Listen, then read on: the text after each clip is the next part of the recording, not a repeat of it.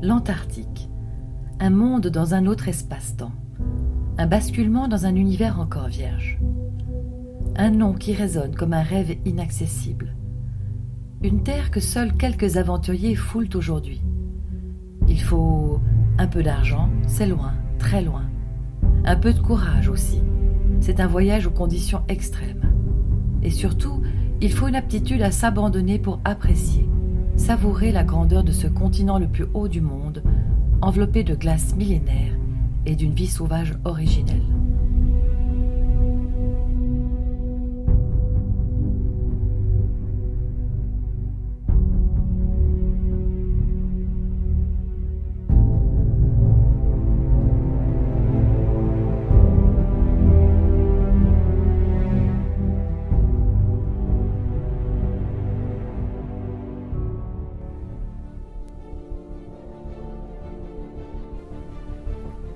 En février 2015, 6 participants à une expédition en Antarctique organisée par Planète Positive Action et le guide scientifique Hubert Lagente ont partagé cette aventure rare sur un voilier de 15,50 m, construit et piloté par Jean-Yves Lepage, un capitaine breton aux multiples talents.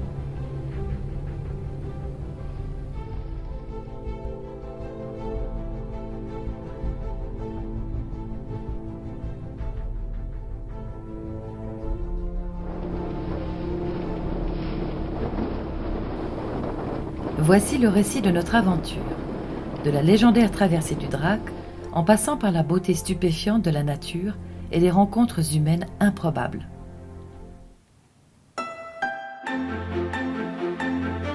Après avoir réglé tous les détails administratifs, l'équipage embarque depuis le port argentin d'Ushuaia en direction de l'Antarctique.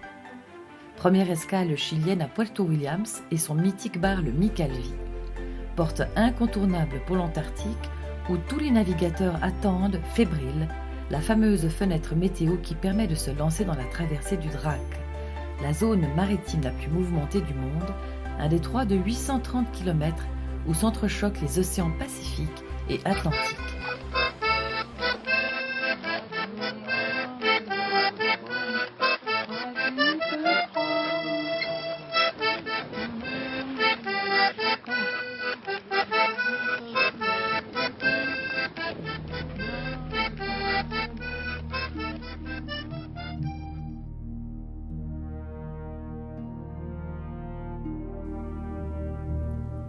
Finalement, après 4 jours de navigation sportive dans le détroit, nous débarquons à la pointe Anna de l'île Livingstone, où nous sommes accueillis par des éléphants de mer, des manchots papous et jugulaires et des pétrels géants.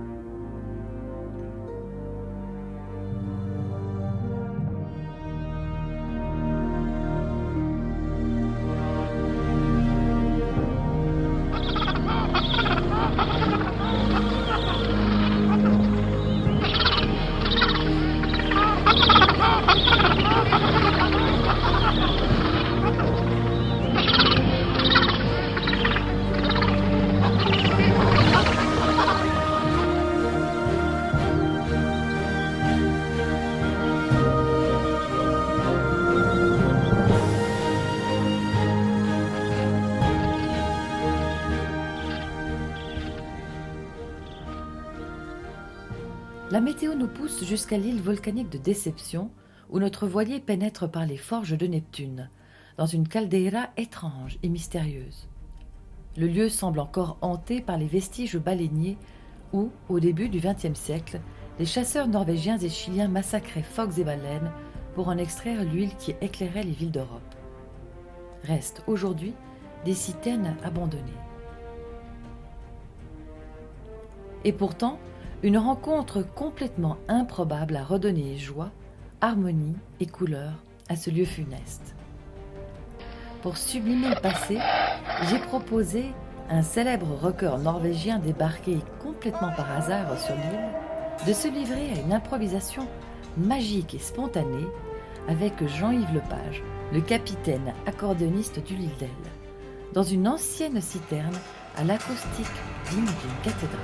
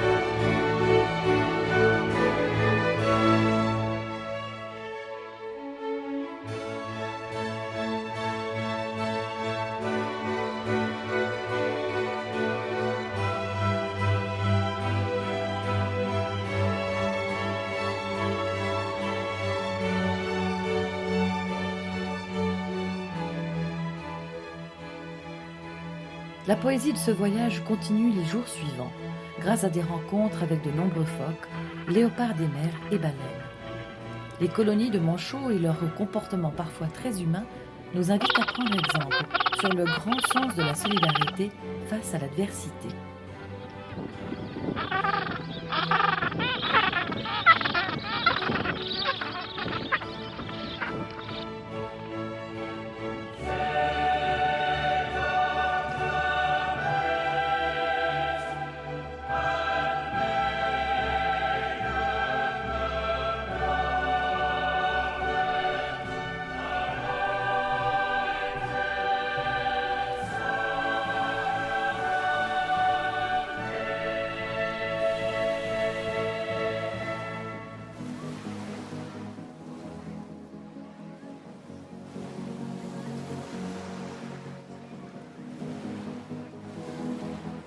La vie nous a aussi fait le cadeau d'une nouvelle rencontre extraordinaire, avec une baleine à bosse venue manifestement chercher le contact avec nous.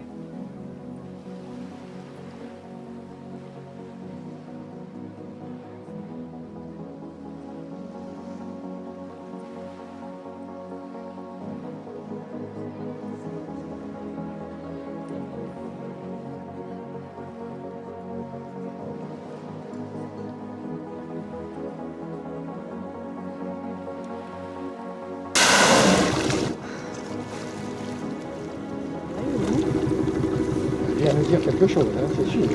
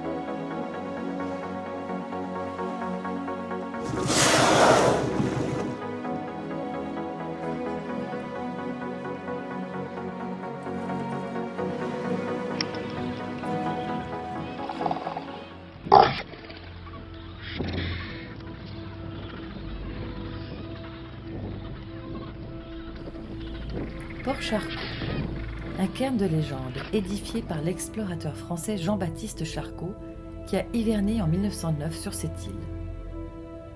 En face, nous nous faufilons à travers le spectacle surnaturel et émouvant d'un jardin d'icebergs sculpté patiemment par la nature.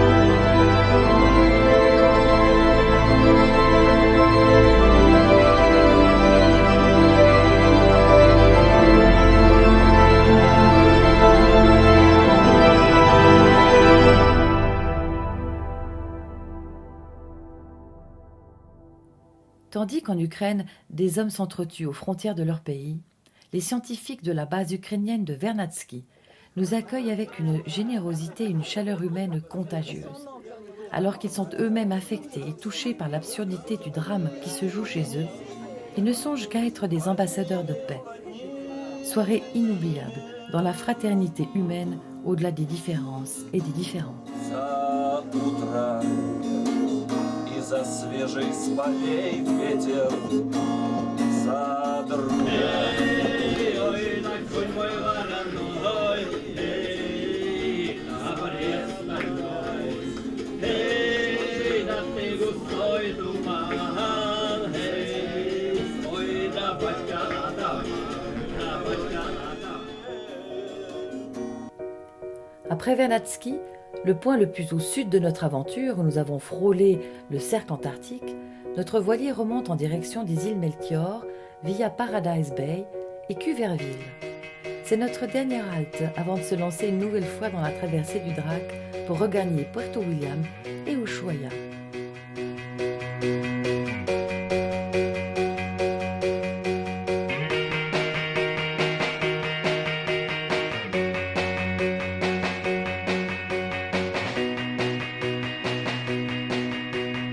La morale de ces histoires, c'est que les pingouins aiment les humains.